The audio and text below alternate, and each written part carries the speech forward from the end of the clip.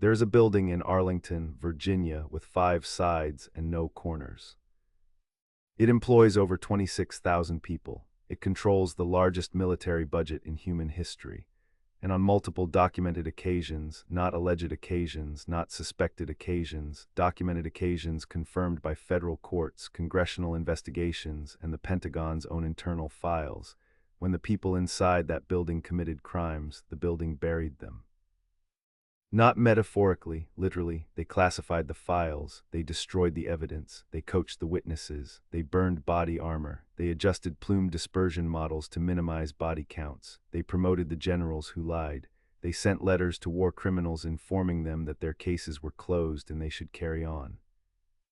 I want to be precise about what this video is because precision matters here. This is not a video about whether the American military has ever done good things. It has. This is not a video about hating the people who serve in the armed forces. The overwhelming majority of them are not the people making the decisions described in this video. This is a video about an institution, about specific, named officials within that institution who committed crimes, whose subordinates documented those crimes thoroughly and professionally, and who then used the full legal and bureaucratic authority available to them to ensure that the documentation went nowhere and the officials faced nothing. What makes the Pentagon's record distinct is not the crimes themselves.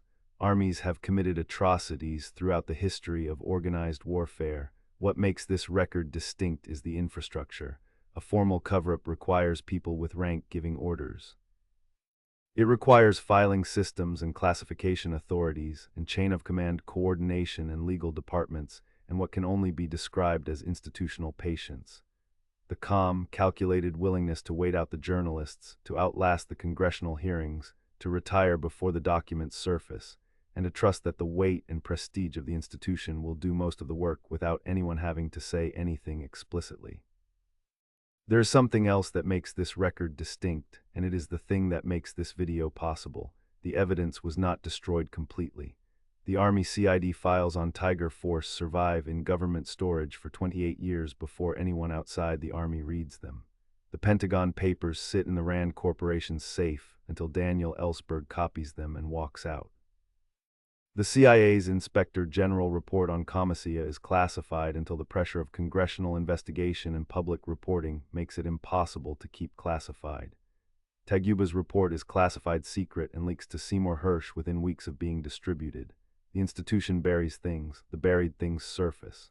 This has happened enough times, across enough decades, with enough consistency, that the documents always surface eventually is itself a documented pattern.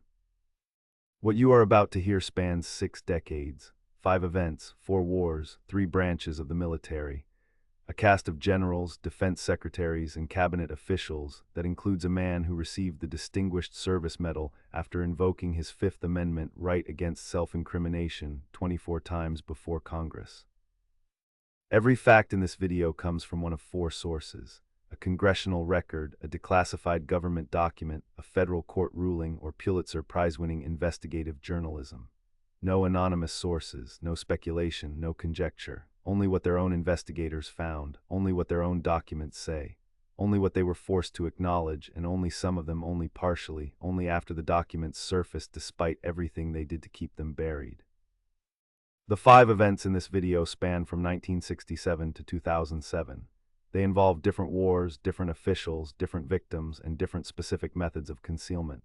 What connects them is a single institutional logic that the evidence confirms again and again. When the truth becomes a threat to the institution manages the truth.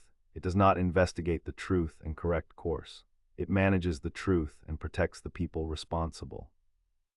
This is what that looks like across 6 decades. Before we get into it, hit subscribe and drop a like.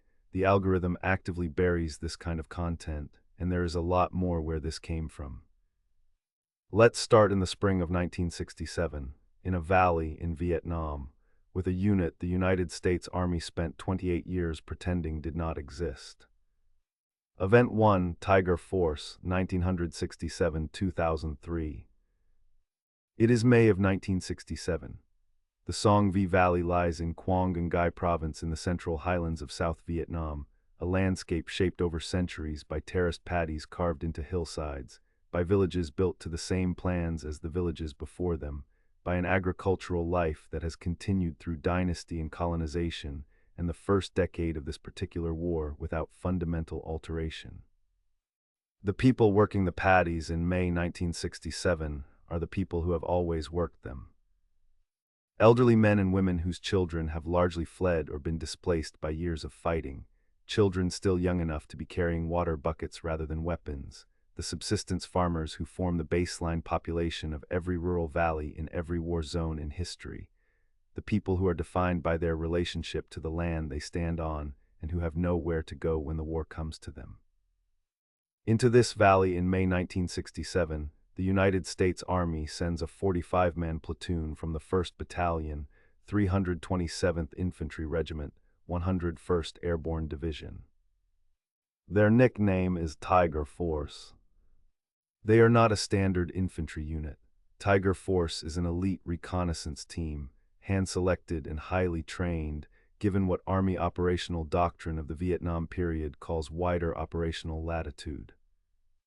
In practice, this means they operate with less command oversight than regular infantry, in terrain too difficult or too contested for conventional units, under a mission directive that the Army summarizes in 2 words that have functioned as a kind of permission structure for the worst decisions in American military history: search and destroy.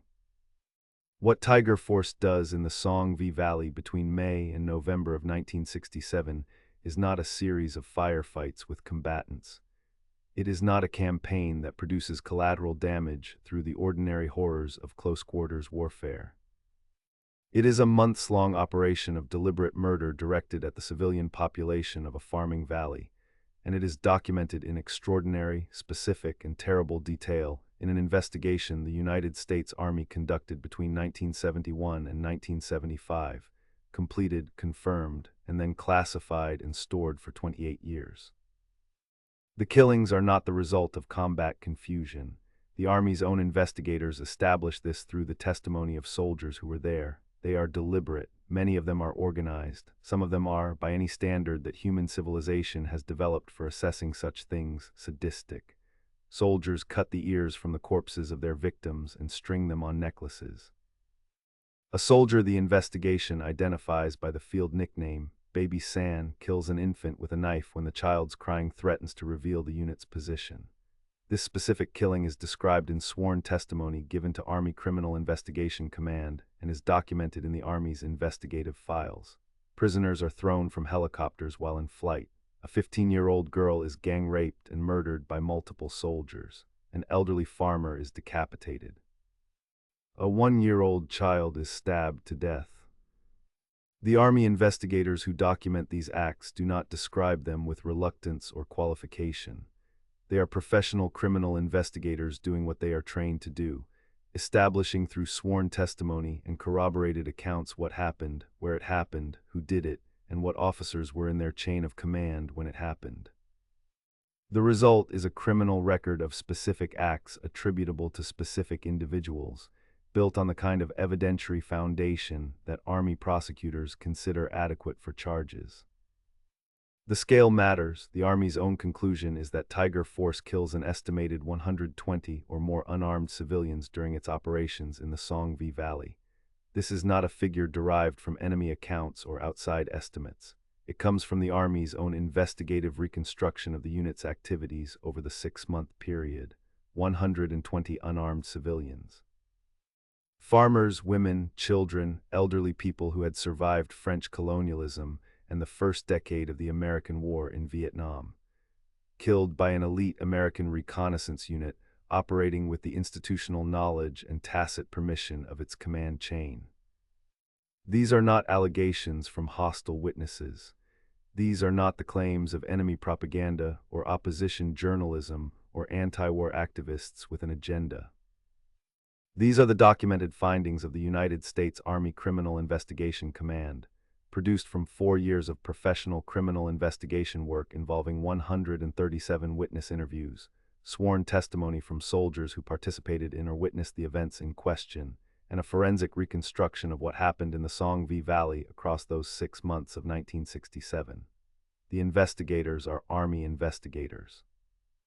The witnesses are American soldiers. The findings are unambiguous. The investigation begins in 1971. A soldier files a formal complaint with Army CID about what he witnessed during Tiger Force's operations. He is not a whistleblower in any dramatic sense. He is a man who cannot stop thinking about what he saw, who has spent 4 years carrying the weight of it, and who finally puts it in writing to the only authority he can identify. The Army opens an investigation. Over the following 4 years, investigators from Army CID work systematically through the witness list. The witnesses are not reluctant. Some of them have been waiting for someone to ask. They give sworn testimony describing specific acts in specific locations with specific victims. Investigators corroborate accounts against each other, map the timeline of Tiger Force's operations through the Songvi Valley against the testimony of what happened there. They interview 137 witnesses. They identify 18 individuals, soldiers and officers, who committed or ordered war crimes. Their legal assessment is clear and specific. The evidence is solid. The crimes are documented to a prosecutable standard. Prosecutions are warranted, and the Army has both the legal authority and the institutional obligation to bring charges. The investigation also establishes something equally important and considerably more uncomfortable. The knowledge of what Tiger Force was doing traveled up the command chain in real time during the 1967 operations. Officers at company and battalion level receive reports of civilian killings while the operations are ongoing. These reports move through the chain of command with the same bureaucratic procedure applied to any field report. They reach people with the authority to stop what is happening. Those people make a choice. The choice is to file the reports and continue the operations. The choice to look away in 1967 is made by officers who know exactly what they are looking away from. The investigation documents this. The investigators know the cover-up is not simply post hoc concealment of crimes that the Army did not know about at the time. The Army knew at the time. The cover-up begins in the field in 1967 at every level of the command structure that receives reports of civilian killings and does nothing. The 1975 classification decision simply extends and formalizes what has been operating as institutional policy since the operations ended. In 1975, the investigation concludes. Army Secretary Howard Callaway, a man who will leave government shortly afterward to manage Gerald Ford's 1976 presidential campaign, reviews the findings. He closes the investigation. Callaway's decision does not happen in a vacuum. By 1975, the commanders who looked away in the field in 1967 are senior officers. Their careers are established. The Army has an institutional interest in protecting them. A prosecution of the 18 identified soldiers and officers would require the Army to explain why officers who knew about the killings in real time took no action to stop them. It would put senior officers on the stand to answer questions about what they knew and when they knew it.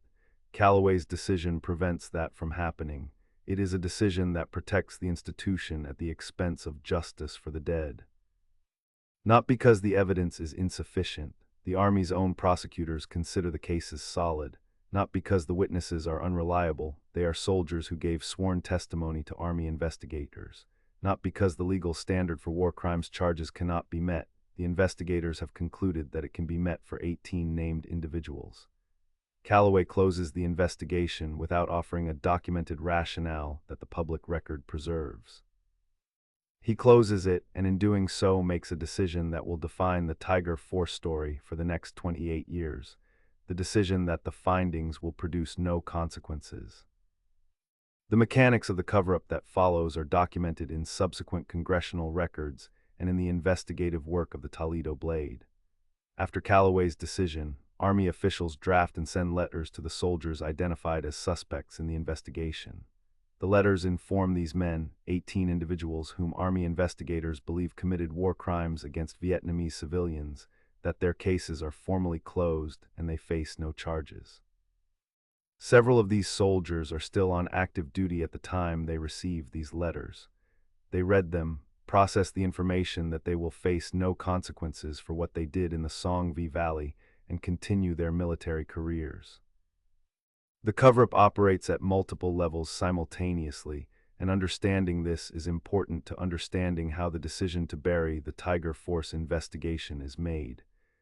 In 1967, in the field, reports of Tiger Force's conduct reach company and battalion commanders in real time.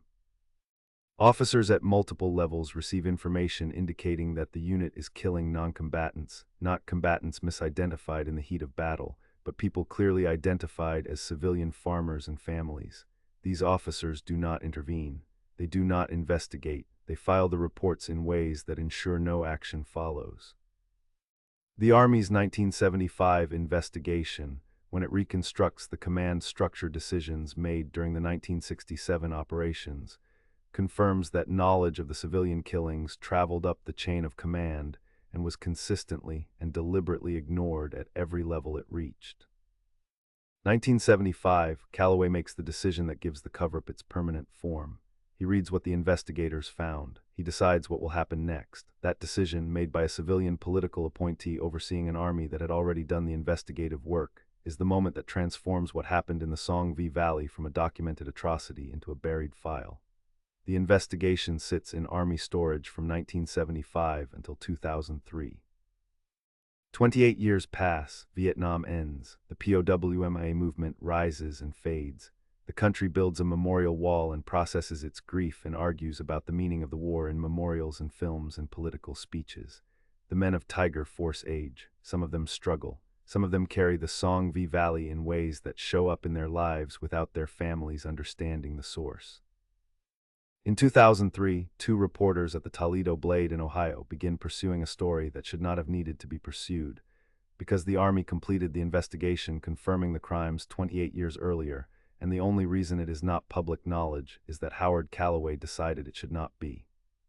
Michael Salla and Mitch Weiss spend months building sources within the veteran community and working public records requests through the Army's declassification bureaucracy. They obtained the CID files, they read the sworn testimony, they read the investigative findings, they interview surviving Tiger Force soldiers, some of whom have been waiting for decades for someone to ask. In October 2003, the Toledo Blade publishes a 4-part investigative series on Tiger Force. The stories name names, they quote from the Army's own sworn testimony. They describe specific killings documented by Army investigators with the clinical specificity of criminal records. The Pentagon's formal response to the publication is to confirm that the investigation occurred exactly as the Blade describes, and to state that because the cases were formally closed in 1975, they will not be reopened. Several of the 18 soldiers identified in the Army's own investigation as having committed war crimes are still alive in 2003. None are charged, none face any legal consequence of any kind. The formal closure of the investigation in 1975 functions as a permanent amnesty, insulating every man on the list from accountability for the rest of their natural lives. In 2004, Salla and Weiss win the Pulitzer Prize for investigative reporting. Tiger Force is not an anomaly in the geography of American Vietnam operations. Quang Ngai Province, where the Song V Valley sits, is the same province where the My Lai massacre occurs in March 1968, the event that becomes the defining documented American atrocity of the Vietnam War, known to history because a soldier named Ron Ridenour refuses to stay silent and a journalist named Seymour Hersh publishes it. The Army's own 1975 investigation concludes that Tiger Force's operations were as serious as My Lai in their scope and in several ways more extensive because they continue for months rather than a single morning. The difference between what the world knows about My Lai and what the world does not know about Tiger Force is not the nature of the crimes. It is not the severity. It is not the documentation. The Army documented both thoroughly. The difference is a single person who would not stay quiet and a single journalist who would not look away. Howard Calloway died in 2014 at the age of 86. He was never questioned publicly about his decision to close the Tiger Force investigation. He was never charged with anything.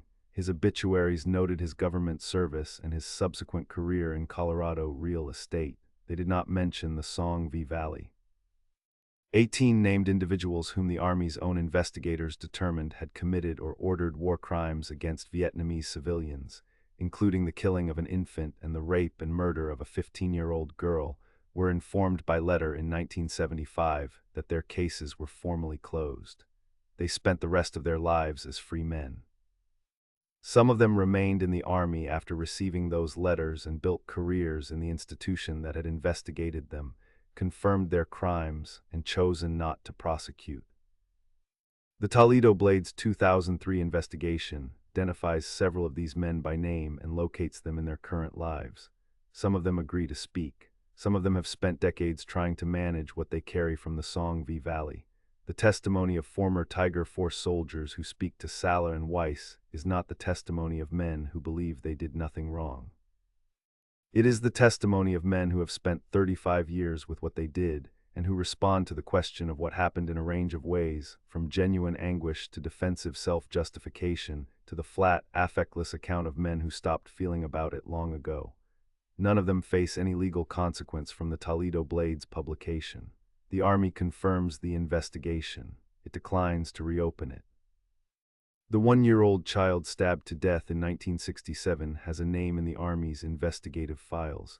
That file is now in the public record. The name is there. Nobody in authority has ever been held accountable for that child's death. The statute of limitations on any possible prosecution expired long ago. Howard Calloway decided that. He decided it in 1975. He lived for 39 more years. He died in his own bed. What Tiger Force does to a serious reader is force a confrontation with a specific institutional reality. This is not a story about crimes the institution did not know about. It is a story about crimes the institution investigated thoroughly, confirmed completely, and chose not to prosecute. The cover-up is not the work of rogue actors hiding the truth from superiors who would have been appalled. It is the work of the chain of command, the Secretary of the Army, doing exactly what he decided to do. Every other explanation is insufficient. What Tiger Force does to every other event in this video is establish a baseline. When the pattern repeats across Vietnam and the Gulf War and Afghanistan and the detention system of the War on Terror, the Tiger Force investigation is the demonstration that the pattern is not reactive, not improvised, not the product of officials surprised by their own crimes. It is chosen. It is institutional. It is what the building does. What happened in Vietnam happened all across Southeast Asia in patterns that the Pentagon Papers confirm at the level of grand strategy.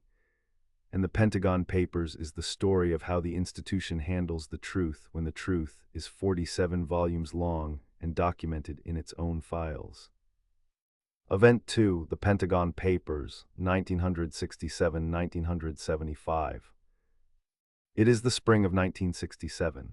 Robert McNamara is 50 years old, the Secretary of Defense of the United States, and a man who has spent 3 years managing a war he has privately concluded cannot be won.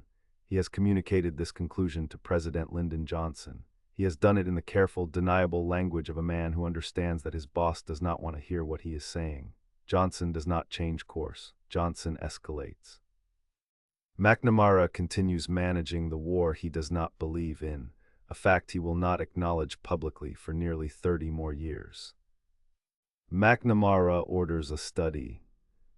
His formal directive establishes a team of 36 analysts, military officers, civilian researchers, and government historians drawn from the Defense Department and its network of consulting institutions. He gives them access to the classified documentary record of American involvement in Vietnam from 1945 to the present. Cables between heads of state, internal decision-making memos, intelligence assessments produced at the highest classification levels, transcripts of meetings between presidents and their advisors, and the private written record of choices made by 4 consecutive presidential administrations about a war in Southeast Asia that has by now been running in various forms for more than 20 years. The study takes 18 months. It fills 47 volumes and 7,000 pages. Its formal title is History of the United States Decision-Making in Vietnam, 1945-68. What it contains, assembled from the government's own documents in the government's own words, is a systematic record of lies. 4 consecutive administrations, lying to Congress and the American public about the war in Vietnam, about why the United States is fighting it, about what American intelligence knows about its prospects, and about whether the administration currently in power believes it can be won. The Truman administration, the study finds, knows in the late 1940s that Ho Chi Minh commands broad and genuine popular support among the Vietnamese people, and that the conflict in Indochina is fundamentally a war of national independence against French colonial rule. The Truman administration backs France anyway and tells the American public it is a fight against communist expansion. These are not the same thing. The administration knows they are not the same thing. Eisenhower's administration inherits this posture and deepens the deception.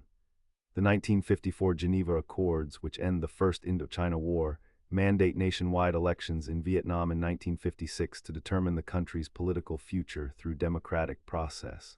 American intelligence assessments, which the study documents, confirm that Ho Chi Minh wins those elections by an overwhelming margin if they occur. The Eisenhower administration works actively to prevent the elections from taking place and tells the public it is supporting Vietnamese self-determination. These are not the same thing. The administration knows they are not the same thing. Kennedy publicly describes the American role in Vietnam as advisory. The study shows Kennedy authorizing combat operations and substantially expanding covert American military involvement while making public statements denying the expansion. The gap between the public statements and the classified record is not ambiguous. The statements are false, and the administration knows they are false. Then there is Johnson. The study's findings on the Johnson administration are not merely damning. They are the documented record of a democratic government deliberately engineering a war authorization from a Congress and a public who are being systematically misinformed about the events used to justify it. It is the evening of August 4, 1964. Johnson stands before Congress and describes an unprovoked attack by North Vietnamese torpedo boats on the USS Maddox in the Gulf of Tonkin. He presents it as an act of aggression demanding a response. He asks for the authority to respond with force. Both chambers of Congress grant it in near-unanimous votes, passing the Gulf of Tonkin resolution. The resolution gives Johnson the legal authorization to wage war in Vietnam without the formal declaration of war that the Constitution requires. It is the legal foundation of the entire American military intervention. The August 2 attack on the Maddox is real. It occurs. The August 4 attack, the specific attack Johnson describes to Congress, the one he presents as the direct provocation requiring the resolution, does not occur. The Pentagon Papers contain internal cables and communications showing that Navy commanders in the Gulf of Tonkin are expressing serious doubt about whether a second attack has taken place, even as Johnson is at the podium delivering his address. The commanders in the water are telling Washington the evidence is ambiguous at best. Washington delivers the speech anyway. The resolution passes based on an attack that senior officials have reason to believe did not happen. The papers contain McNamara's own private memos from 1967. In these documents, written for colleagues, not for Congress, not for the public, not for the families of the men dying in the Mekong Delta, McNamara writes that the bombing campaigns have failed, the ground strategy has failed, and continuing the war will cost tens of thousands more American lives for no achievable military objective. He writes this clearly. He says nothing of it publicly. He resigns in November 1967 as Secretary of Defense and says nothing publicly for 28 more years. One of the 36 analysts who works on the study is Daniel Ellsberg. He is a Rand Corporation analyst and former Defense Department official who has served in Vietnam, believed in the war, and watched the war from the inside of the decision-making structure. He has written memos advocating for escalation. He has been part of the system that produced the lies the study documents. Reading the complete study, all 47 volumes, the full documentary record of what 4 administrations knew about Vietnam and what they told the public instead, changes Ellsberg in the specific, durable way that comes from confronting documented, systematic institutional dishonesty when you have spent your career inside the institution and believed in it.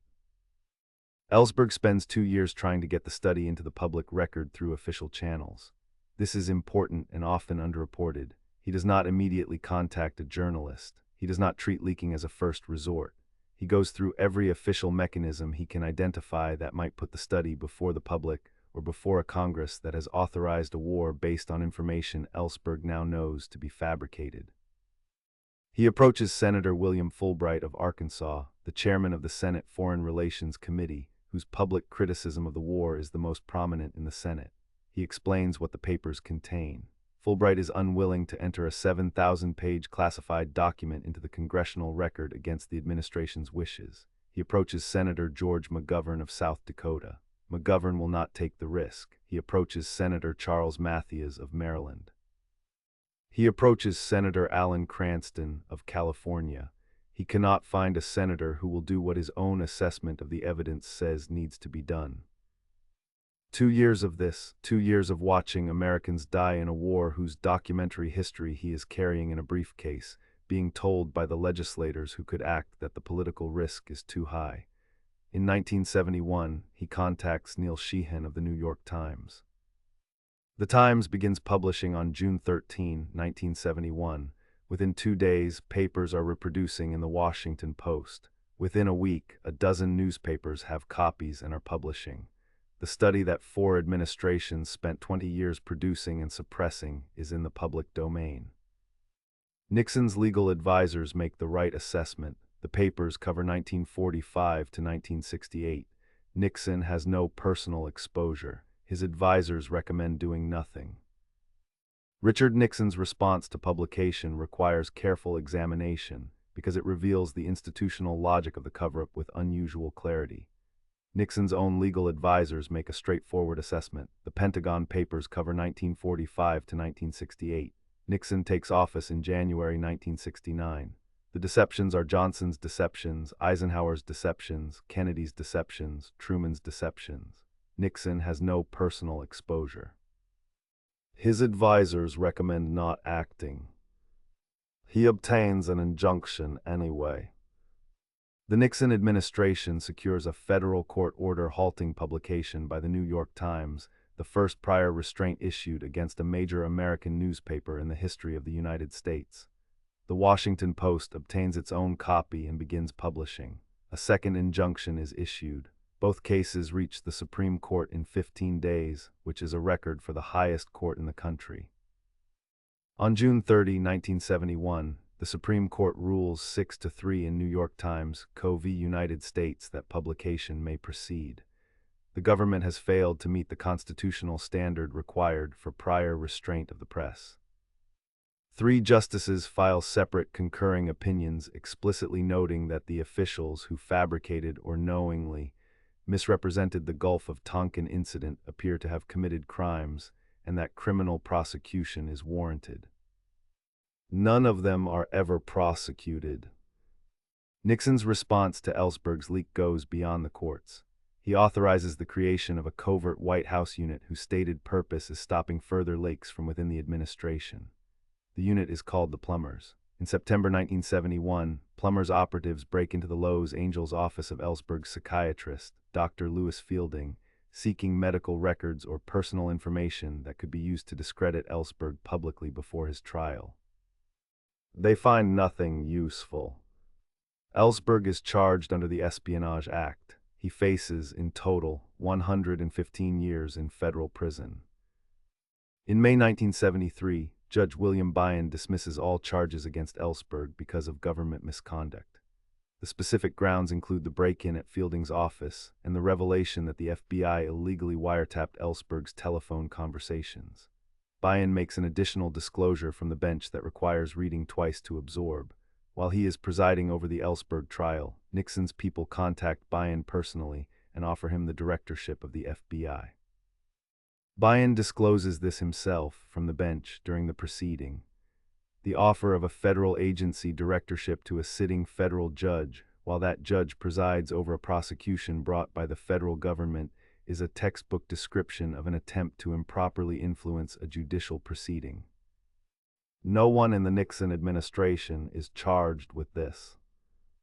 The officials documented in the Pentagon Papers as responsible for fabricating or knowingly misrepresenting the Gulf of Tonkin attack, whose identities the papers establish through the chain of command, are never criminally charged.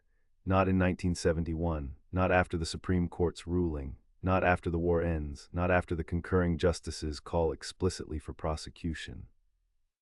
McNamara publishes his memoir in 1995. He is 79 years old. He writes that he knew by 1967 the war could not be won. He writes that he said so privately and was not heard. He writes that he was wrong and that men died for a war their own defense secretary had privately concluded was unwinnable.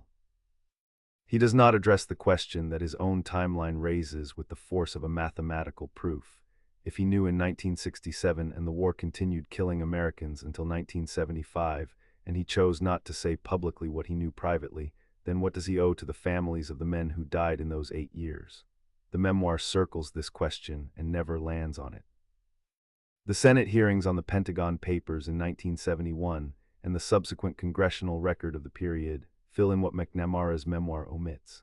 Former Defense Department officials testify about the specific decision-making process behind the Gulf of Tonkin resolution.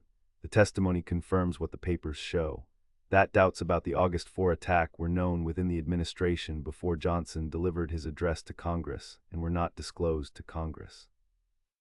The constitutional standard for a declaration of war, informed congressional consent, is never met, because the information Congress needs to give informed consent is deliberately withheld. This is the precise form of the crime that the concurring Supreme Court justices identify in 1971. The court's 6-3 ruling permits publication of the papers.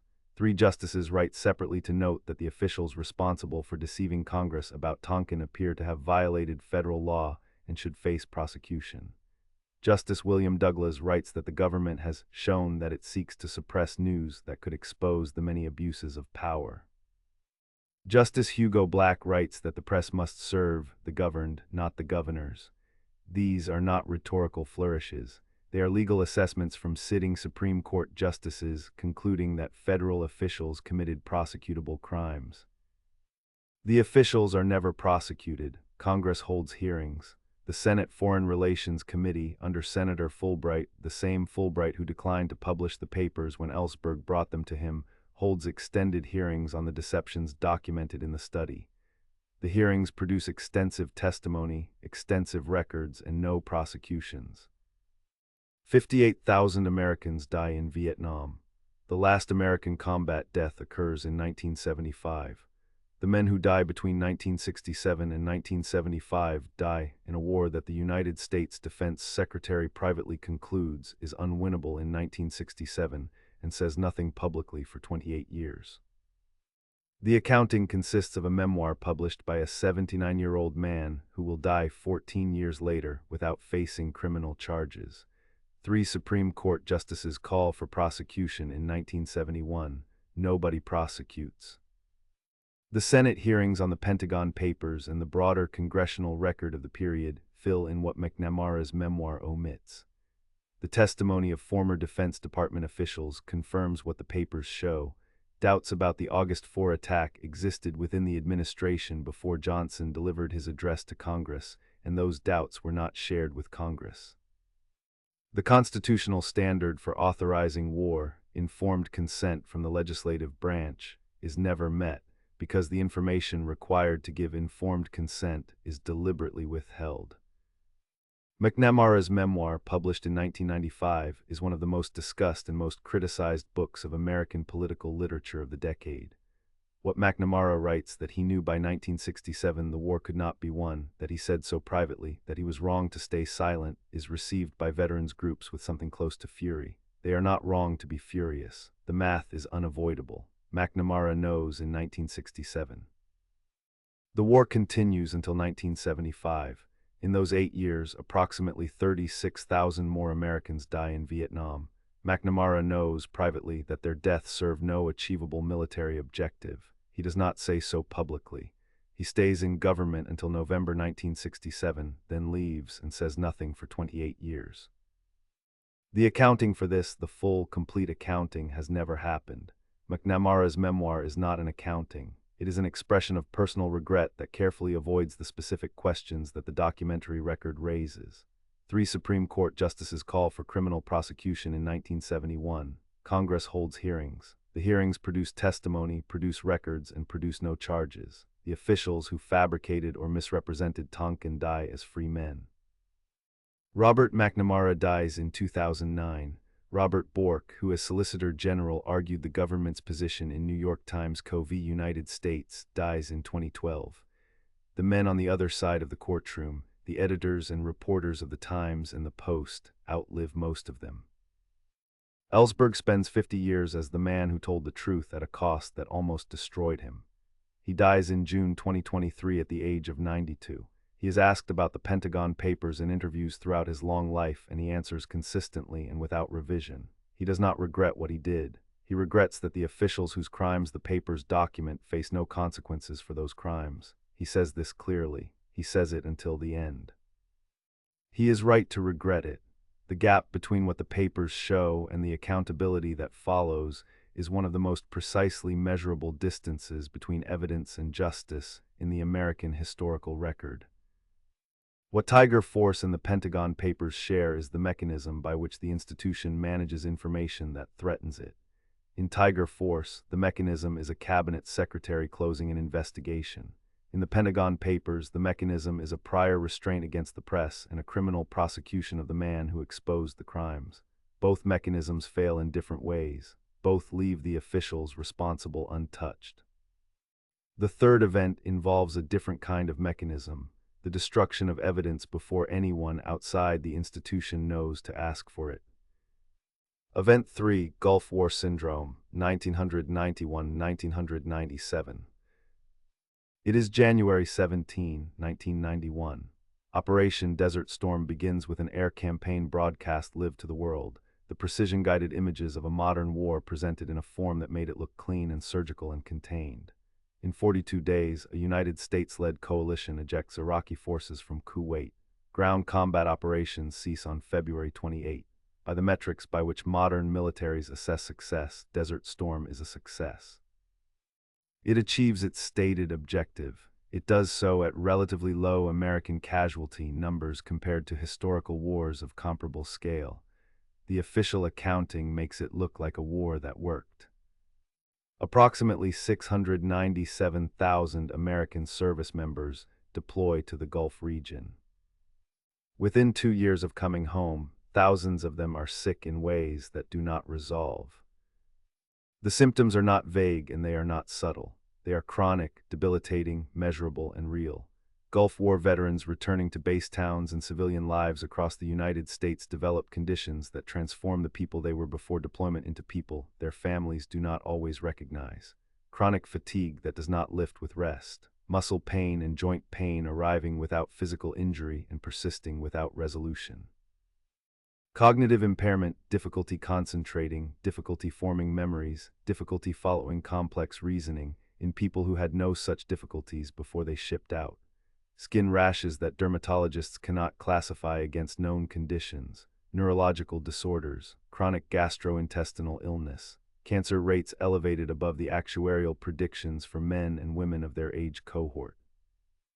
Veterans begin filing disability claims with the Department of Veterans Affairs in 1992 and 1993. By 1994, the number of Gulf War veterans reporting serious illness is in the tens of thousands. The Senate Veterans Affairs Committee begins holding hearings in 1993. Veterans travel to Washington and testify about what is happening to them.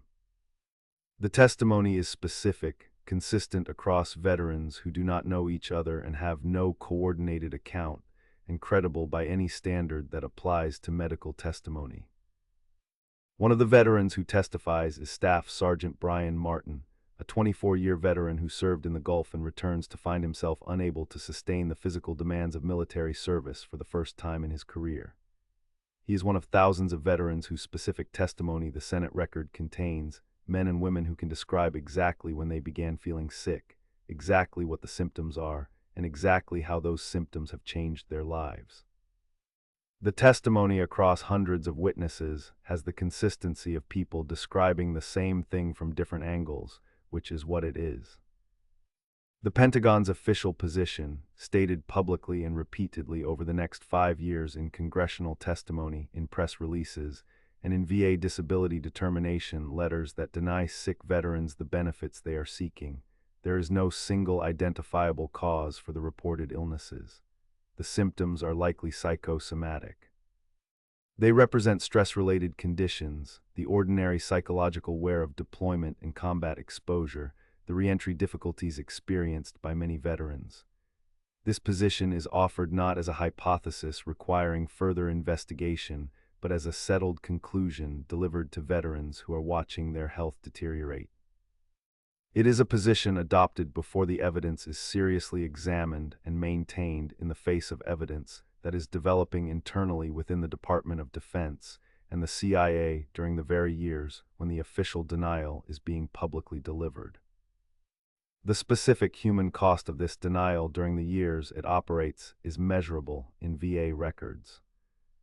Veterans who file claims during the 1991 to 1996 denial period and are rejected on the basis of no documented chemical exposure then enter the VA's appeals process, a process that can take years and requires veterans to sustain the legal and medical costs of fighting the denial while they are simultaneously managing the debilitating illness that prompted the claim. Many of them cannot sustain both simultaneously. Some of them die before the appeal resolves. When the admission comes in 1996 and the VA undertakes to reconsider denied claims, the reconsideration process takes additional years. The veterans who die between 1991 and the completion of the reconsideration process die without the benefits the government eventually acknowledges they were owed. The position is not based on evidence. It is adopted before the evidence is seriously examined. It is maintained in the face of evidence that is developing internally within the Department of Defense and the CIA during the very period when the official denial is being delivered to Congress, to the press, and to the veterans themselves. Here is what the evidence shows. In southern Iraq, near the city of Nasiriyah, there is a large Iraqi military munitions depot designated Khamisiyah. On March 4, 1991, 5 days after the ceasefire, during post-war munitions clearing operations, soldiers from the United States Army's 37th Engineer Battalion arrive at Khamisiyah and begin demolishing the facility. This is standard post-war procedure. The soldiers from the 37th are doing the job they are assigned to do. They are not wearing protective equipment. They are not told the depot contains chemical weapons. They proceed through the demolitions protocol developed for conventional munitions. The explosion releases a large chemical plume that disperses over a significant area of southern Iraq downwind from the blast site. The soldiers from the 37th Engineer Battalion and an unknown number of other service members in the area are exposed to whatever that plume contains. Here is the critical documented fact, confirmed in the CIA's own Inspector General report issued in 1997, and not available to the public before that date. The CIA and the Defense Intelligence Agency possess intelligence before the demolition indicating that Khamisiyah is a chemical weapons storage facility. This intelligence is not shared with the 37th Engineer Battalion before they begin their work. The men who detonate a chemical weapons cache are the last people in the relevant command and intelligence structure to know that they are detonating a chemical weapons cache. The people with the information that would have changed the operation, that would have meant protective equipment, that would have meant a different demolition approach, that would have meant the soldiers at Khamisiyah on March 4 knew what they were walking into, choose not to share it. The formal cover-up of the Khamisiyah demolition and its consequences runs for 5 years. For 5 years after March 1991, the Pentagon publicly denies that American troops were exposed to chemical weapons during Desert Storm. This denial is stated under oath in congressional testimony. It informs VA disability determinations in large numbers of cases, ensuring that veterans whose illnesses are attributable to chemical exposure are denied service-connected benefits on the official grounds that no chemical exposure has been documented. The denial is delivered directly to sick veterans and to their families, to people who are watching their health deteriorate and trying to understand what happened to them, and being told by their government that they cannot know what happened to them because nothing happened to them. During those 5 years, the Defense Department undertakes a systematic non-investigation. It fails to conduct the health surveys of veterans with relevant deployment exposures that would establish the connection between exposure location and illness profile. It fails to cross-reference illness data with unit deployment records in ways that would have identified patterns. It classifies key incident logs from the field period. Its own internal reviews are compartmentalized in ways that prevent the accumulation of evidence that would force a different conclusion. The Presidential Advisory Committee on Gulf War Veterans' Illnesses, which President Clinton establishes in 1995, documents all of this in its final report published in December 1996, and its documentation is specific. The most concrete piece of evidence destruction involves the M8A1 chemical agent detector alarms used by American forces throughout Desert Storm. These alarms sound hundreds of times during the air and ground campaign across multiple units and locations. Standard military procedure requires unit logs to record each alarm event, time, location, reading, and results of follow-up testing. These logs are legally required to be maintained. When researchers from the Presidential Advisory Committee and later from Congress request the logs to reconstruct the chemical exposure picture across the theater, they find that a significant number are missing. Some units report their logs were destroyed in the field. Others report that records that should exist simply do not appear in any Pentagon filing system. The Government Accountability Office investigates the missing records in 1997. Its finding is specific. The pattern of missing documentation is widespread enough to have seriously impaired any retrospective epidemiological study of Gulf War illness. Read that carefully. The records that would allow researchers to definitively connect chemical exposure to illness, the records that would have allowed the VA to properly evaluate thousands of disability claims during the denial years, are gone. And the GAO's investigation confirms that their absence is not the result of isolated record-keeping failures, but of a pattern sufficiently widespread to be considered systemic. Whether those records disappeared through negligence or through active destruction, the functional effect is identical. The veterans cannot prove what happened to them because the evidence of what happened to them is not there to find. In September 1996, under sustained congressional and public pressure that has become impossible to contain, the Pentagon publicly admits that United States troops were exposed to nerve agents at Khamisiyah. The initial estimate of how many troops were in the affected area is 5,000. The estimate is revised upward to 20,000, then to 100,000. The number keeps moving because the original number is not an honest assessment. It is the smallest defensible figure the institution can produce. The CIA's own plume dispersion model, the computer simulation used to estimate how far the chemical cloud from the Khamisiyah demolition traveled and how many troops were potentially in its path, is later found to have been calibrated in ways that systematically minimize the output. CIA analysts, according to the 1997 Inspector General Report, adjust the model's parameters in conservative directions that reduce the estimated number of affected soldiers. The IG confirms this. The analysts who make those adjustments face no prosecution. The 1997 CIA Inspector General Report is worth pausing on because it is one of the clearest documented instances in the entire Gulf War syndrome episode of the institution adjusting its own analysis to produce a politically preferable result. The plume model exists to answer a scientific question. Given the size of the demolition, the wind conditions on March 4, 1991, and the known properties of the nerve agents stored at Khamisiyah, how far did the chemical cloud travel and how many troops were in its path? These are questions with answers. The answers depend on inputs, on the parameters loaded into the model. The IG report finds that those inputs are adjusted in directions that consistently produce smaller numbers, not adjusted in directions that produce larger numbers and then revised downward as the evidence improves, adjusted from the beginning toward the smallest defensible output. This is what deliberate manipulation of a scientific model looks like when it is discovered by the institution's own investigators. The IG confirms it. The CIA officials responsible are not charged. The manipulated model is the basis for the initial 5,000 troop estimate, the estimate that shapes the first round of public and congressional response to the admission.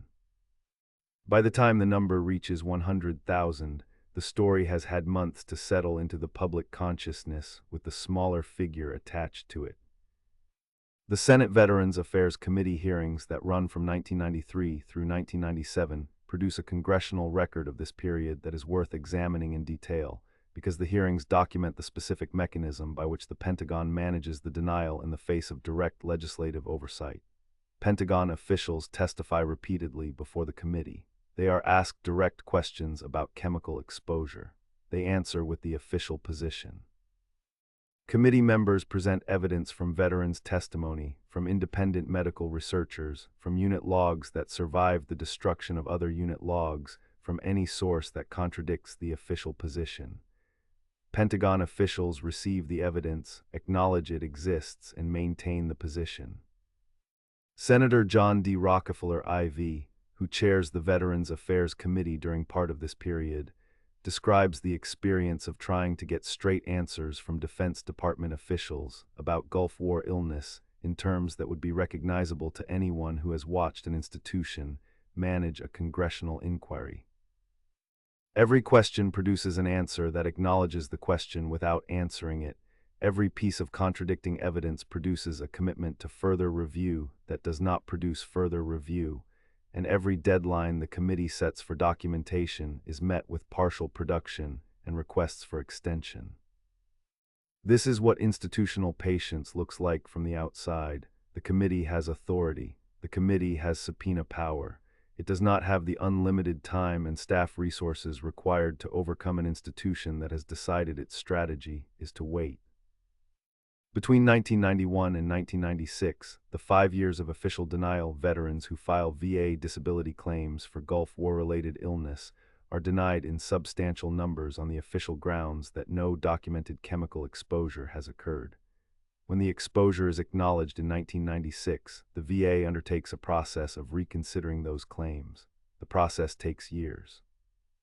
By the time it reaches completion, many of the veterans who were denied benefits during the denial period have died of the illnesses that warranted those benefits.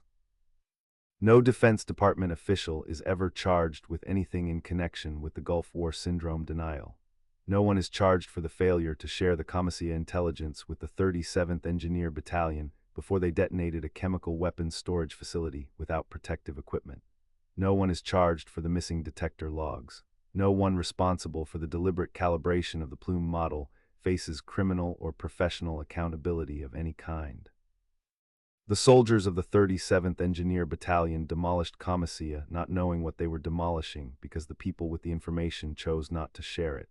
They returned home sick. They filed claims and were denied. They lived through the 5 years of denial while the institution that sent them to Khamisiyah managed its exposure. They are the accounting for this event, and the accounting they receive is inadequate by every measure that the word adequate has ever been applied to. The pattern in this event is different in texture from Tiger Force or the Pentagon Papers, but identical in structure.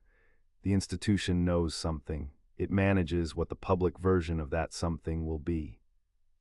The gap between what it knows and what it says is filled with the same tools: classification, missing records, manipulated models, and the calculated patience of an institution that understands that most people cannot sustain a legal fight with a federal agency for 5 years while they are also sick.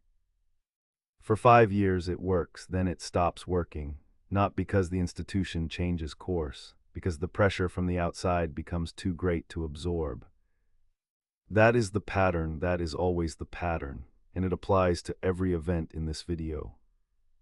The soldiers of the 37th Engineer Battalion who demolished Khamisiyah without knowing what they were demolishing were owed something the institution never delivered. They were owed the intelligence that would have protected them. They were owed an honest accounting of what they were exposed to. They were owed disability benefits adjudicated against the real facts of their service, not against a fiction maintained for 5 years because the truth was inconvenient. What they received instead was the standard sequence: denial, delay, reconsideration years after the damage was done, and the institutional assurance that nobody responsible would face consequences.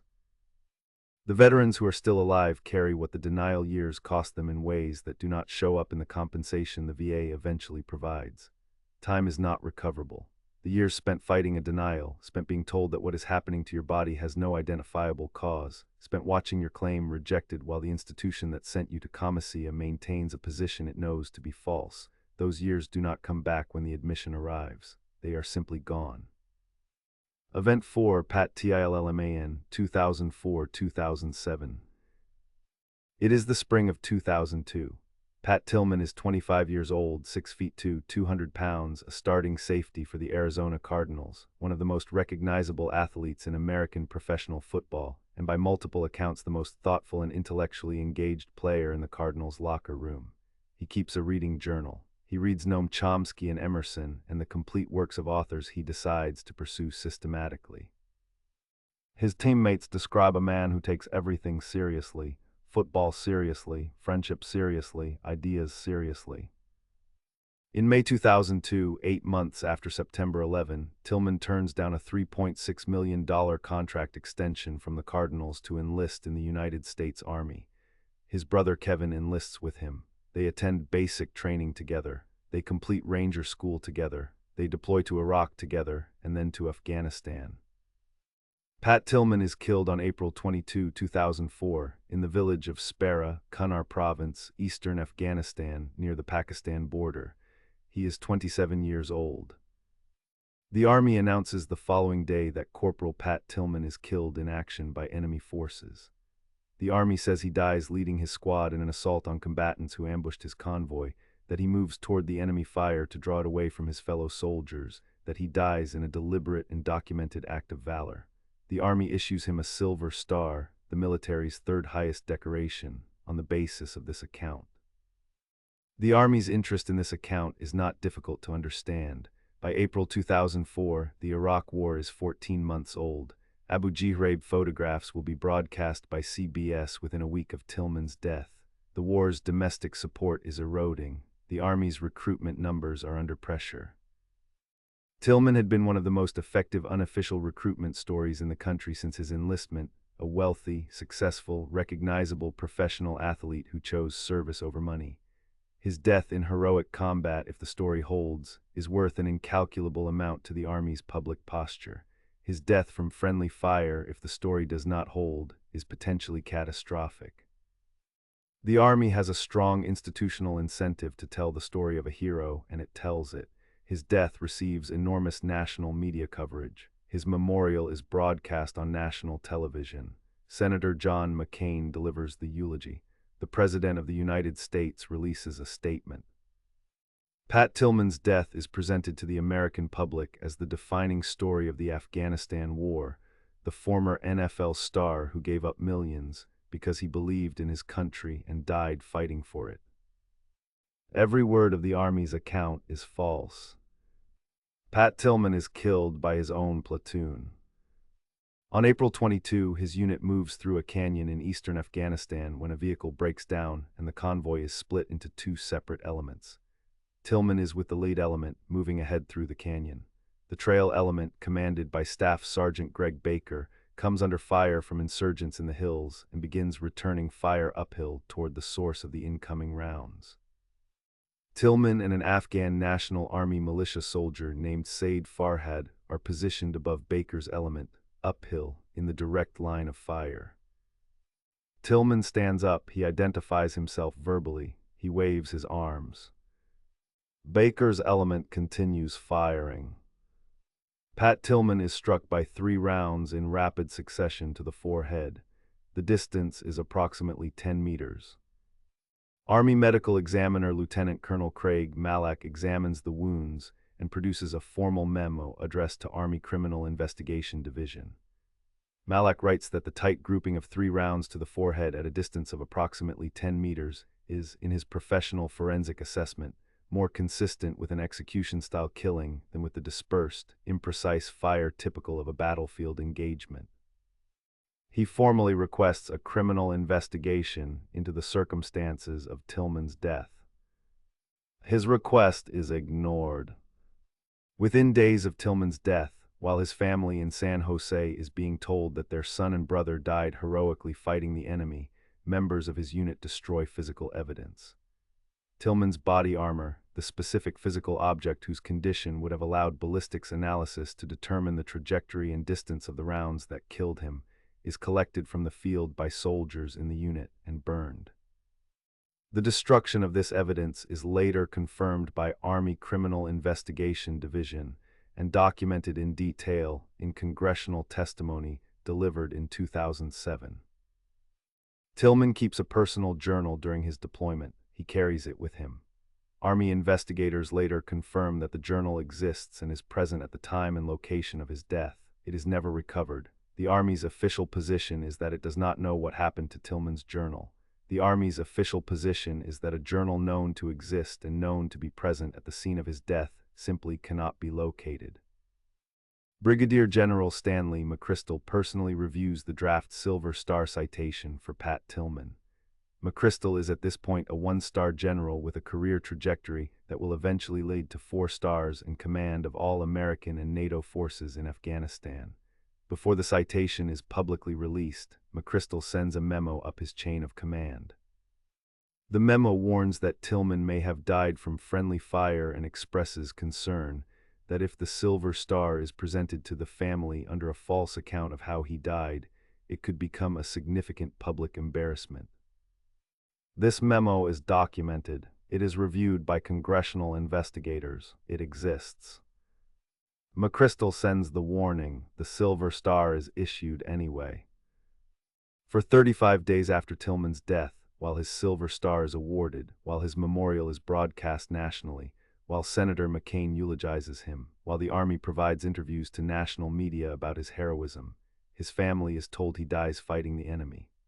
Army officials who know, or have every reason to know, that he was killed by friendly fire participate in briefings and ceremonies and press engagements that present the false account as true. On May 29, 2004, 5 weeks after the death and 1 week after the National Memorial, an Army officer visits the Tillman family and informs them that Pat was likely killed by soldiers in his own unit. Patrick Tillman SR, Pat's father, is a lawyer. He responds the way a lawyer who has been systematically lied to for 5 weeks responds. He later testifies before Congress that the Army used his son's death as a public relations operation and that the cover-up of the friendly fire was deliberate, not inadvertent. He says this under oath. He says it with the precision of a man who has spent years reviewing the documents, and the congressional record contains his testimony in full. The specific mechanism of the false narrative is worth understanding because it demonstrates the institutional reach required to sustain a lie of this magnitude. The false account of Tillman's death does not begin as a press release drafted in Washington. It begins in the field within hours of the shooting, as soldiers and officers in the unit and in the chain of command make decisions about how to characterize what happened.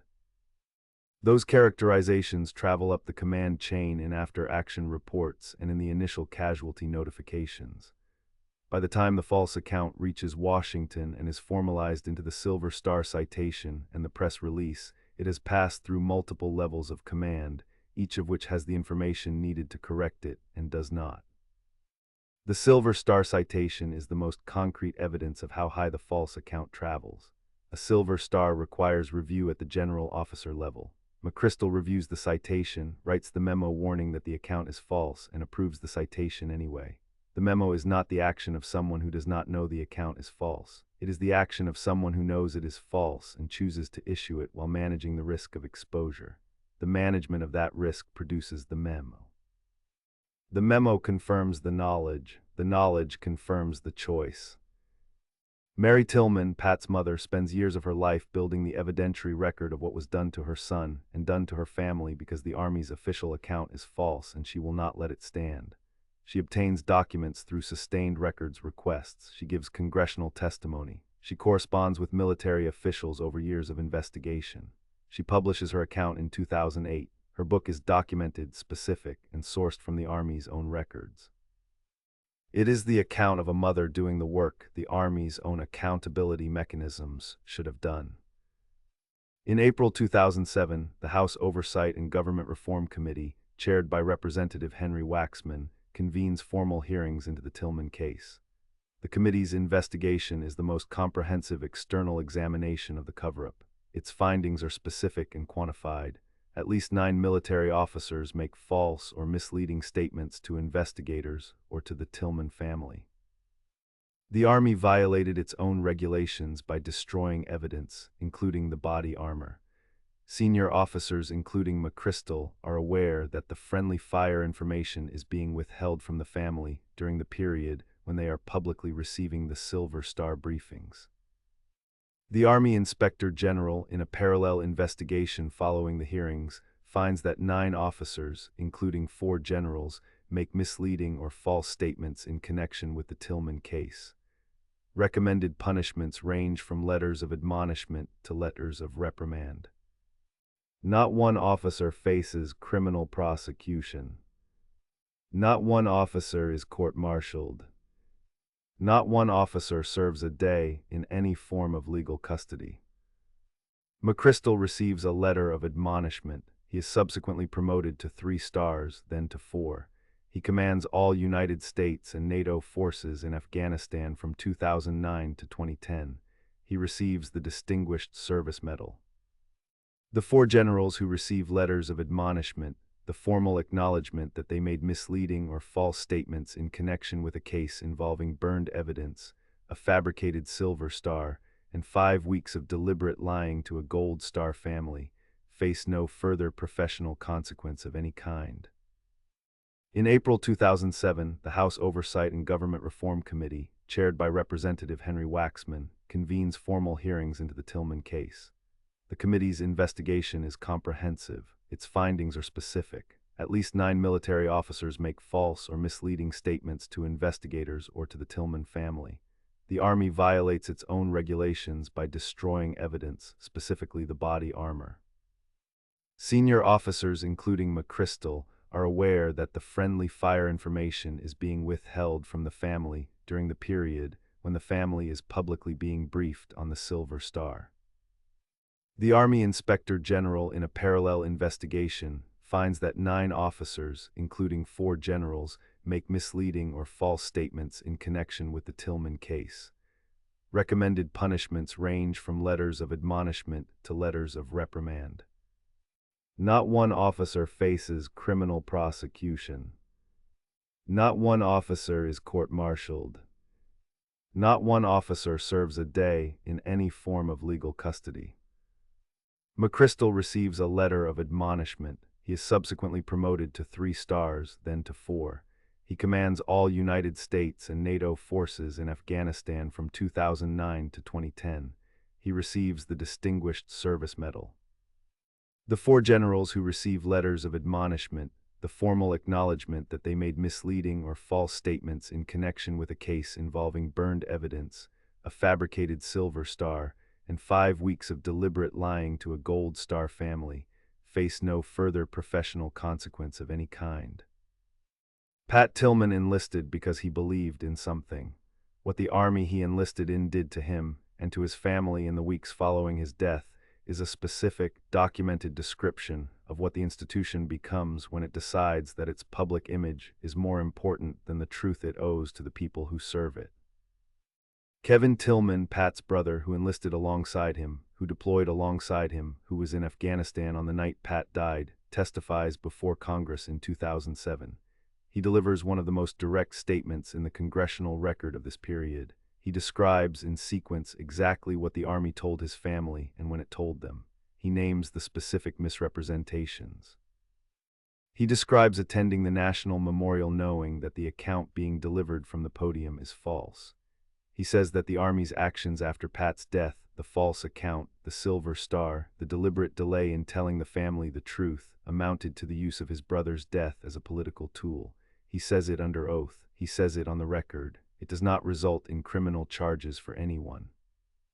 Mary Tillman knew this. She spent years saying it clearly. She was right.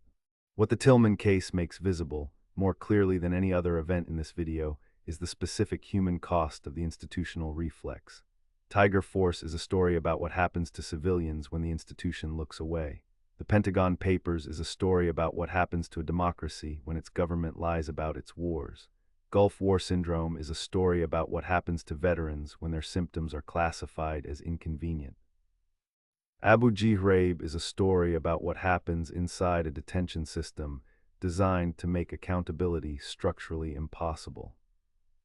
Tillman is a story about what happens to a family. The lying is personal, the cover-up is intimate. The Army does not lie about Tiger Force to the families of the victims because the Army never acknowledges to the families that the victims existed. The Army lies directly to the Tillmans, to their faces, at a memorial. That specificity, the uniformed officers delivering a false account to a grieving family who trust them, is what makes this event different in texture from the others, and what gives Mary and Patrick Tillman's decision to keep fighting the particular moral weight that it carries. The institution does not get to decide when this story ends. That is the lesson the Tillmans teach by refusing to accept the official account. The institution can classify the files, it can burn the evidence, it can promote the officers who lied. What it cannot do, if even one person refuses to accept the lie, is make the lie permanent. That refusal is what happened next, and Abu Ghraib is where the same refusal, in different form, surfaces again. Event 5, Abu Ghraib and the Ghost Detainees, 2003-2007. It is January 2004. Major General Antonio Taguba is a career Army officer who has spent 28 years in service without controversy.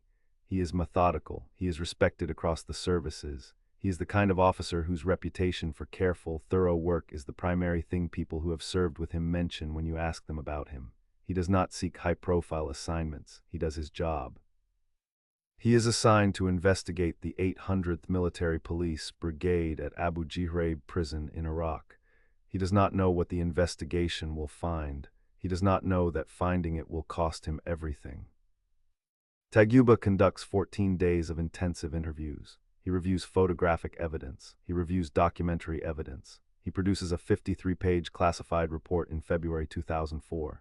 His findings describe in his own language sadistic, blatant, and wanton criminal abuses of Iraqi detainees held at Abu Ghraib, physical assault, sexual humiliation, military dogs used to intimidate and attack prisoners who are naked and restrained, prisoners forced into sexually degrading positions and photographed, multiple specific instances that, in Taguba's professional legal assessment, satisfy the definition of torture under the United Nations Convention Against Torture, which the United States has signed and ratified. The report is classified secret. It is distributed to a small number of senior officials. It is not given to Congress. It is not shared with the International Committee of the Red Cross, which has formal standing access to American detention facilities and has already submitted written complaints about Abu Ghraib conditions. It is not made public. 2 months after Taguba completes his report, CBS News broadcasts the photographs. On April 28, 2004, the American public sees images taken inside Abu Ghraib prison by American soldiers as casual documentation of what they are doing. Uniformed United States Army military police officers posed with naked, hooded, physically abused Iraqi detainees. Prisoners stacked in human pyramids. A female soldier holding a male prisoner on a leash. A prisoner standing on a box with electrical wires attached to his outstretched arms in a pose that becomes one of the defining images of the American occupation of Iraq. The photographs are corroborated the following day when Seymour Hersh at The New Yorker publishes Taguba's classified report, the investigation the Army completed 2 months earlier, classified secret, and told no one outside a narrow circle of senior officials about. The cover is blown, the cover-up is not finished. The most important element of the Taguba investigation is not what it finds, it is what it is specifically ordered not to find. Taguba's mandate is explicitly limited to the 800th Military Police Brigade, the soldiers visible in the photographs. He is told directly not to investigate whether the abuses are authorized, directed, or known about by anyone above the brigade level. The investigation is structurally designed to produce a conclusion before it begins. That the abuses are individual, that they are isolated, that they begin and end with the soldiers in the photographs. When Taguba follows the evidence anyway, because a competent investigator following evidence cannot always stop himself from following it where it leads, he is stopped. A three-star general tells him in direct terms to stop. Taguba describes this encounter in a 2007 interview with Hirsch. He is told that his mandate is the 800th MP Brigade and nothing else. He understands what he is being told and who is telling him. When it becomes clear that Taguba has documented evidence pointing toward command responsibility above the brigade level, evidence that implicates decision-making chains that extend well above the soldiers in the photographs, he is treated in his own description like the enemy. In January 2006, Taguba is called to the Pentagon and told that he needs to retire. He is given 24 hours to decide. He retires in January 2007. The investigator who found the truth is removed. The officials his investigation was beginning to implicate continue their careers. Beyond the specific abuses documented in the photographs and in Taguba's report, the Abu Ghraib investigation surfaces a second and distinct layer of systematic institutional concealment, the ghost detainee program. Ghost detainees are prisoners held at Abu Ghraib and at other American facilities across Iraq and Afghanistan who are deliberately kept off the official detention registers. They are invisible to oversight mechanisms, to legal review processes, to habeas corpus proceedings, and most critically to the International Committee of the Red Cross, which has formal, legally established access to American-held prisoners under the Geneva Conventions. The Geneva Conventions require parties to armed conflict to register all prisoners and to allow ICRC access to them. The United States is a party to the conventions. The ICRC has ongoing formal inspection access to Abu Ghraib and conducts regular visits. Ghost detainees are systematically moved, hidden, or otherwise concealed from ICRC inspectors during these visits. The inspectors are walking through the facility performing their legally mandated function, and actual human beings are being physically hidden from them. The authorization for the ghost detainee program comes from the top of the command structure. The Army Inspector General's investigation, conducted separately from Taguba's and with a broader mandate, confirms that Secretary of Defense Donald Rumsfeld personally authorizes the temporary holding of detainees off official registers at the request of CIA Director George Tenet. This finding is in the Army IG's formal report. Rumsfeld's authorization, in the report's language, was inconsistent with Army doctrine and policy. In plain English, the Secretary of Defense personally authorizes a practice that violates the Geneva Conventions, and the Army's own Inspector General confirms it in a published report. Manadal al-Jamadi is an Iraqi national suspected of involvement in a bombing. Navy SEALs capture him on November 4, 2003. He is delivered to Abu Ghraib and placed in CIA custody. He is not registered in the official detention records. He is a ghost. Within 90 minutes of his arrival, Manadal al-Jamadi is dead. The Armed Forces medical examiner rules his death a homicide. The cause, compromised respiration. Al-Jamadi has been suspended by his wrists tied behind his back in a stress position that, with his full body weight hanging from the restraints, progressively compresses his lungs until he suffocates. He is alive when he arrives at Abu Ghraib. He is dead 90 minutes later from a position his captors put him in. His body is packed in ice. The following morning, the ICRC arrives for a routine inspection. Al-Jamadi's ice-packed body is loaded onto a gurney. An IV bag is attached to the gurney to simulate a living patient receiving medical treatment. The gurney is wheeled out of the facility and past the inspectors. The International Committee of the Red Cross in the facility for its legally mandated inspection does not see Manadal al-Jamadi. They see a gurney with a bag of IV fluid attached. The dead man passes by them invisible. This is not alleged, it is documented in Army investigative files. It is documented in sworn testimony. It is confirmed in the Armed Forces Medical Examiner's official homicide ruling. The government's own records describe the staging of a dead body as a living patient to conceal it from international human rights inspectors. The CIA officers present during al-Jamadi's death are not charged. A Navy SEAL involved in his capture is court-martialed and acquitted. No one is ever convicted of anything in connection with the killing of Manadal al-Jamadi. The official Pentagon narrative following the CBS broadcast is assembled quickly and maintained with discipline. The phrase is a few bad apples, low-ranking soldiers acting without authorization, without direction, without the knowledge of their command chain.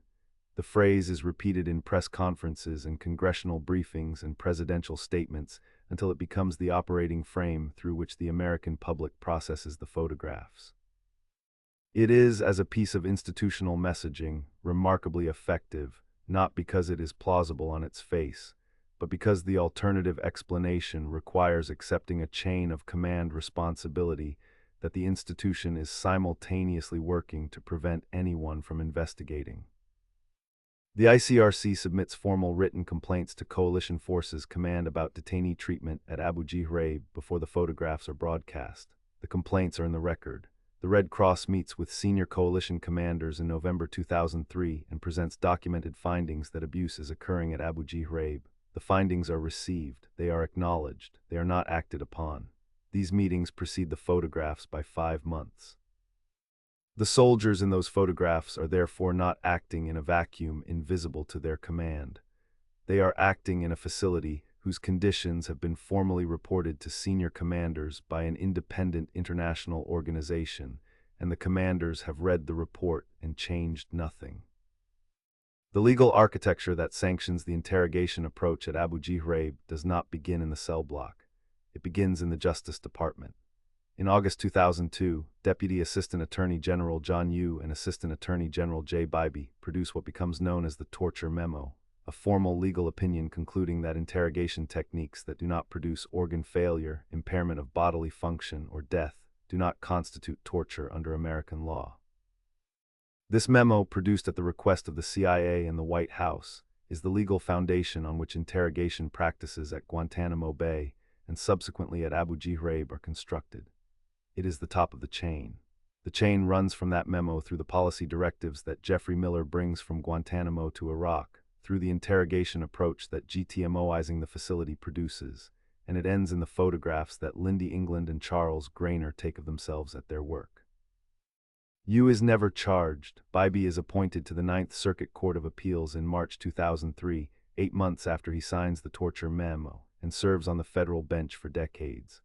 A Justice Department ethics investigation completed in 2009 recommends referral for professional discipline against both men. The referral is downgraded before it reaches bar authorities. Neither man faces professional sanction.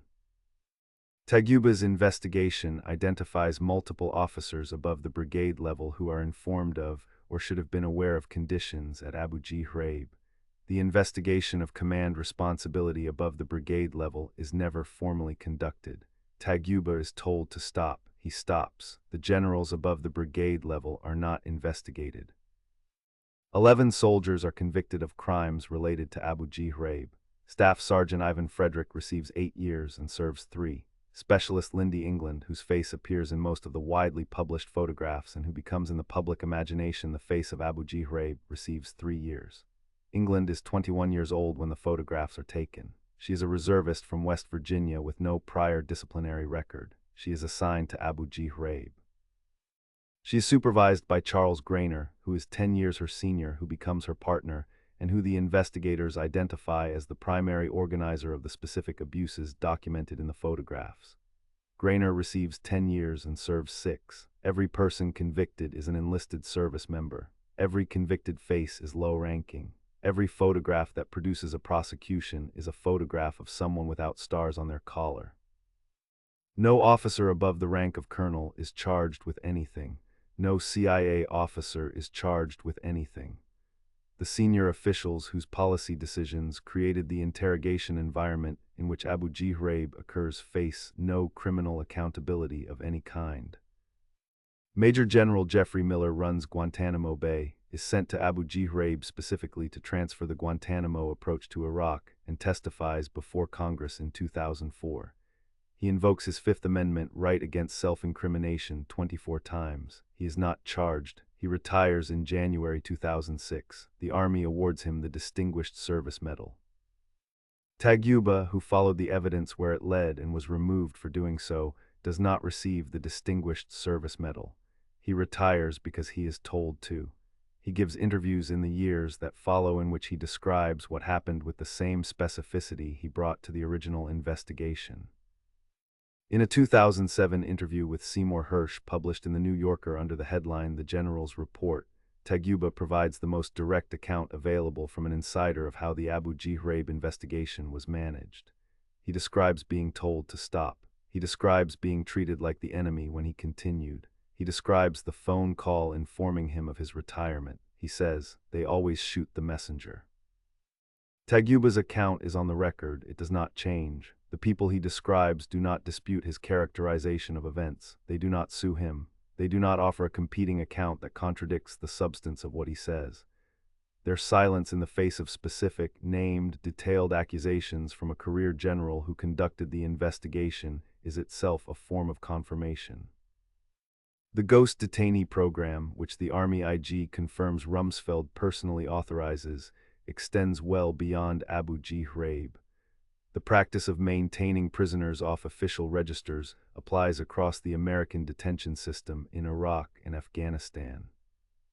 The number of people held as ghost detainees, invisible to legal review, to habeas corpus proceedings, to the ICRC, is never established with precision, because the defining characteristic of a ghost detainee is that they are not in the official records. The system is designed to produce exactly the epistemic problem it produces. You cannot count the people who are hidden from the counting apparatus. What the Manidal al-Jamadi case makes visible, because al-Jamadi's death produces a homicide ruling that forces the record to acknowledge his existence, is what the ghost detainee system looks like when something goes wrong enough to leave a body that an examiner rules a homicide. The body has to be hidden from the inspectors. The IV bag has to be attached. The gurney has to be wheeled past the Red Cross team. The staging of a dead man as a living patient for international human rights inspectors is not an improvisation by junior soldiers. It is the logical consequence of a program that has already decided that certain prisoners do not officially exist. Donald Rumsfeld, whose authorization for the Ghost Detainee Program is confirmed in the Army Inspector General's published report as violating Army doctrine and policy, and by clear implication the Geneva Conventions, resigns as Secretary of Defense in November 2006 after the midterm elections. He is never charged with anything in connection with the Ghost Detainee Program, with al-Jamadi's death, or with the deliberate concealment of al-Jamadi's body from ICRC inspectors. What Taghuba understood about the institution that removed him is what every person in this video eventually understands. The threat is not the crime. The threat is the document. The threat is the investigator who will not stop finding things. Taghuba says this explicitly. In the 2007 New Yorker piece, he describes what it felt like to be removed for doing his job. He says that by the time he was called to the Pentagon and given 24 hours to decide about his retirement, he had already understood what was happening to him and why. He had seen it happen to others. He knew that the institution's response to inconvenient findings is not gratitude and correction. It is management and removal. He had simply not expected to experience it himself, because he had spent his career believing that his job was to follow the evidence wherever it led and report what he found. He had done his job. His job cost him everything. What Taghuba's removal makes visible is the specific mechanism by which the institution ensures that future investigators understand the limits of their mandate. It is not necessary to threaten investigators explicitly. It is sufficient to make one example. The career Army officer who reads about Taghuba in 2006 and 2007, who is himself conducting investigations, who himself encounters evidence that points upward through the command structure, that officer has seen what complete professional integrity cost Taghuba. The institution does not need to say anything further. The example does the work. This is how institutional cultures maintain their cover-up capacity across time and personnel, not by ordering silence at every level, but by ensuring that the consequences of speaking completely are visible enough that the calculation does its own work. The institution trusts the math. In Taghuba's case, the math produced the right answer for the institution. He retires. He does not testify in ways that would produce further accountability. The investigation he limited to the brigade level stays limited to the brigade level. What the institution did not calculate for is that Taguba talks. He gives the Hirsch interview. He describes what happened to him with the same precision he brought to the Abu Ghraib report. He names names. He says they always shoot the messenger. He says it on the record. His account becomes part of the permanent documentary record of Abu Ghraib, as sourced and specific as anything in his original classified report. The institution removes him. He talks anyway. The removal fails at its primary purpose, which was silence. The response to that threat is always the same. Limit the mandate, suppress the report, remove the investigator, promote the people the investigator was beginning to look at. And then, if it still comes out anyway, point at the lowest-ranking person in the photograph. 5 events, 6 decades, 4 wars, 1 pattern. The pattern is not complicated once you see it clearly. First, classify everything that can be classified. Second, destroy what can be destroyed before anyone outside the building asks for it. Third, give the lie a structure, a press release, a silver star, a clinical phrase like psychosomatic illness, a reassuring term like a few bad apples. Fourth, wait for the reporter to run out of resources. Wait for the congressional hearing to lose its chairperson. Wait for the veteran to die. Wait for the family to exhaust their money on lawyers. Wait for the news cycle to find the next thing and move. And if none of that works, if Michael Salla and Mitch Weiss win a Pulitzer, if the Supreme Court rules 6-3, if the photographs broadcast on 60 million television screens, if Daniel Ellsberg walks out with 47 classified volumes and gives them to the New York Times, then acknowledge it. Narrowly, in passive voice, use the word regret rather than apologize. Offer the lowest-ranking person in the photograph as the face and the scope and the full accounting. Promote the generals. Issue the medals, retire the secretary. This is not cynicism. This is the documented record. Howard Callaway closes the Tiger Force investigation in 1975, sends letters to war criminals informing them their cases are closed, and dies in 2014 having never been charged, never been questioned publicly about the decision, never been asked by any official body to explain why the Army's own completed criminal investigation produced no prosecutions. The officials who fabricated or knowingly misrepresented the Gulf of Tonkin incident, whose identities the Pentagon Papers established through the chain of command, are never charged. 3 sitting Supreme Court justices call for their prosecution in 1971. The prosecution does not happen. The Defense Department officials who maintained for 5 years that Gulf War veterans had not been exposed to chemical weapons, during which time those veterans were denied disability benefits, their medical claims were dismissed as psychosomatic, and some of them died, faced no accountability of any kind. The CIA analysts who adjusted the Khamisiyah plume model to minimize the estimated body count faced no accountability of any kind. The officers who burned Pat Tillman's body armor, who wrote the false Silver Star citation, who briefed the Tillman family at the National Memorial knowing that the account they were delivering was false, 9 of them receive letters. 4 of those 9 hold the rank of general. None of them is court-martialed. None of them serves a day in custody. Jeffrey Miller invokes the Fifth Amendment 24 times before Congress and retires with a Distinguished Service Medal. Donald Rumsfeld, whose written authorization for the Ghost Detainee program is in the Army Inspector General's published report, resigns from the cabinet and lives until 2021. He is 88 years old when he dies. He is never charged with anything. Not one prison sentence between any of them. The other part of the pattern, the part the institution cannot plan for and cannot fully control, is the people who broke. Daniel Ellsberg is a Defense Department insider who has believed in the institution and served it well and reads 47 volumes of its own history and understands that the history documents systematic, deliberate lying that has gotten tens of thousands of Americans killed. He spends 2 years trying to fix it through official channels. The official channels do not work. He copies the documents and gives them to a journalist. He faces 115 years in federal prison. The case against him collapses because the government commits crimes in prosecuting it. He spends the rest of his long life talking about what the documents showed and why he made the choice he made, and his account never changes. Michael Salla and Mitch Weiss are two reporters at a newspaper in Ohio whose circulation is a fraction of the national publications that did not pursue the Tiger Force story. They spend years developing sources inside the veteran community, filing records requests, reading Army investigative files that have been sitting in storage for 28 years. They write 4 stories. They win the Pulitzer Prize. The soldiers they name are still alive and are not charged. The story is in the permanent record.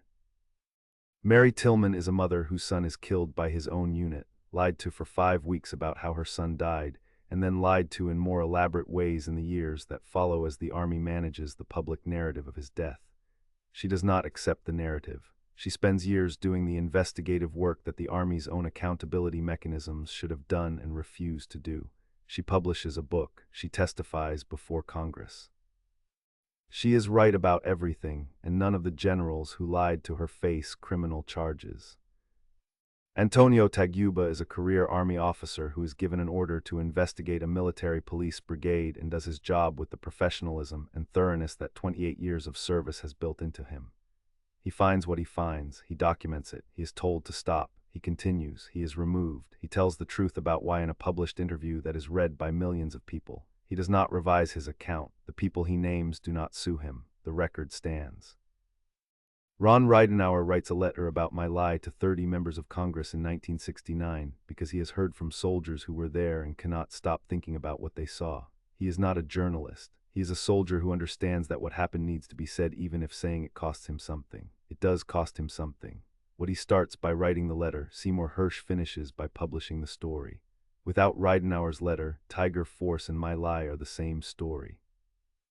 What makes them different is that one person in one case decides that telling the truth is more important than the cost of telling it. That is the thread running through every event in this video, not the institutions which behave consistently and predictably in the direction of self-protection. The individuals, the ones who calculate the cost, understand it completely, and decide that the cost of silence is higher. The covert pattern is real, documented, and consistent across 6 decades. So is the resistance to it. The resistance is always individual, always costly, and always the reason the record exists in the form that allows this video to be made. Without the individuals who broke, there is no documentary record. Without the documentary record, there is no accountability, even the incomplete, inadequate accountability that sometimes follows when the truth gets out. The institution counts on the math working in its favor. It is usually right to count on this. Most people look at the cost and choose differently. The career continues, the pension vests, the silence holds. Until it doesn't. History is not what happened. History is what we choose to remember, to teach, and to demand accountability for. The rest is what powerful people hope you forget. Don't forget. If this video reached you, share it, subscribe, leave a comment with the event that hit you hardest. Come back for the next one because there are more.